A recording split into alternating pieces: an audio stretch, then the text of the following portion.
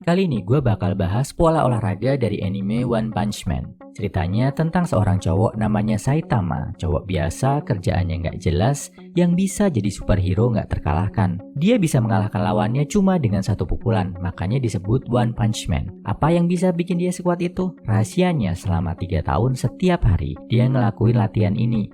100 push up, 100 squats, 100 sit up, dan lari 10 km tiap hari selama 3 tahun. Nah, kita coba review yuk positif dan negatifnya metode latihan Saitama ini, biar lo bisa ambil baiknya dan gak kejebak ikut ngelakuin hal yang cuma akan bekerja di film fiksi.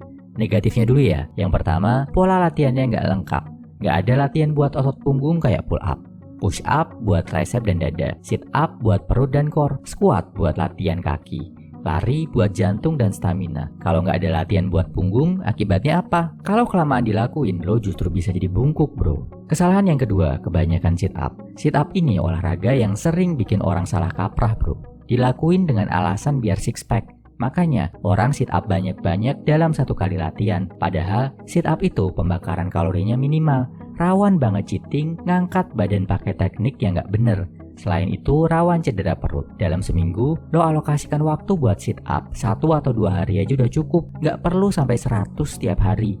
Kecuali lo petinju yang memang perutnya harus keras, harus tahan hantaman. Mereka ngelakuin itu buat memperkuat perut. Kalau buat six pack, nggak direkomendasikan dikejar pakai sit up. Masih banyak gerakan kompon lain kayak deadlift, squat, dan bench press yang kalau lo lakuin dengan benar, efeknya ke core badan akan lebih bagus dari sit up.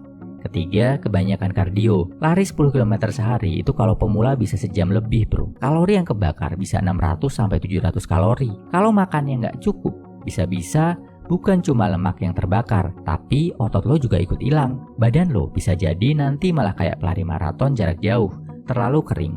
Ketiga, nggak ada rest day dan progressive overload. Workout tiap hari dengan gerakan yang sama, nggak ada istirahat, itu nggak bagus, bro. Rawan cedera dan karena terlalu lelah, otot lo justru nggak akan berkembang. Terus nggak ada juga progressive overload. Kalau mau otot berkembang, beban yang diangkat harus selalu ditambah dan ditambah.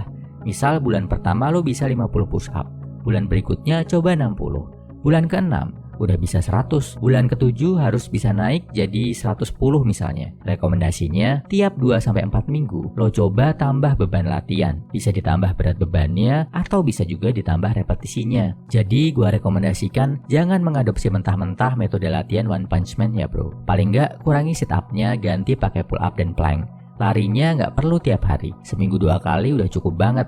Pastikan juga lo ada rest day. Nah, positifnya apa, bro? Konsistensinya. Tiap hari disiplin ngelakuin tugas harian selama 3 tahun itu keren, bro. Gak semua orang bisa ngelakuinnya, apalagi di zaman modern ini. Banyak cowok yang gak disiplin, terdistraksi, gak bisa jaga targetnya.